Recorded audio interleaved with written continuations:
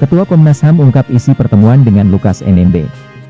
Ketua Komnas HAM Ahmad Taufan Damanik mengungkap isi pertemuannya dengan Gubernur Papua Lukas NMB yang kini berstatus tersangka di KPK. Taufan menyatakan pihaknya tidak ikut campur dalam proses hukum.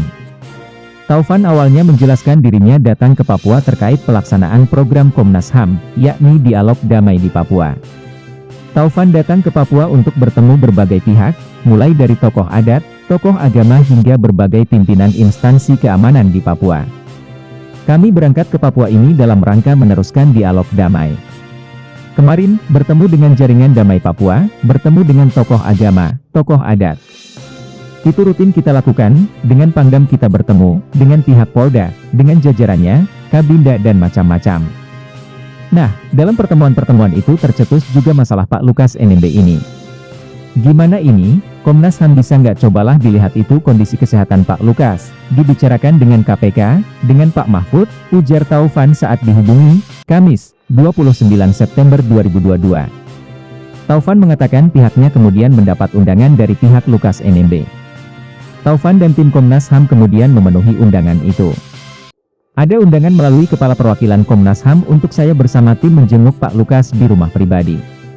Kemarin saya berangkat ke sana, ketemu dengan Pak Lukas, bertemu dengan pengacaranya, Roy Rening, dengan Pak Anton dokter pribadinya, dengan Pak Yunus Wonda ini wakil ketua DPR Papua, kemudian ada lagi wakil-wakil keluarga, ngobrol lah di situ, ucapnya. Dia mengatakan dokter pribadi Lukas memberi penjelasan tentang kondisi kesehatan Lukas NMB. Taufan mengatakan, saat pertemuan itu, pengacara Lukas NMB menelepon Direktur Penyidikan KPK, Asep Guntur Rahayu.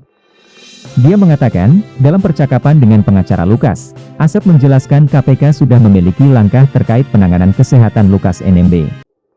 Taufan kembali menegaskan Komnas HAM tak akan ikut campur proses hukum. Ngomong sama saya juga, saya katakan, kami sangat menghormati semua langkah KPK ya, kami kesini hanya melihat kondisi kesehatan atas permintaan banyak pihak. Sudah, selesai, dari situ saya keluar meninggalkan rumah itu, ucapnya. Taufan mengatakan ada banyak massa pendukung dan warga dari suku Lukas NMB yang berada di depan kediaman pribadi NMB. Dia mengatakan perwakilan massa sempat menyampaikan aspirasi terkait persoalan yang menjerat Lukas NMB. Saya merespons, saya menegaskan, Komnas HAM tidak bisa masuk ke ranah hukum karena itu wewenang lembaga lain. Tetapi menyangkut aspirasi Bapak Ibu semua, menyangkut kesehatan Bapak Lukas NMB, kami akan sampaikan ke para pihak, KPK, pemerintah dan lain-lain, tuturnya.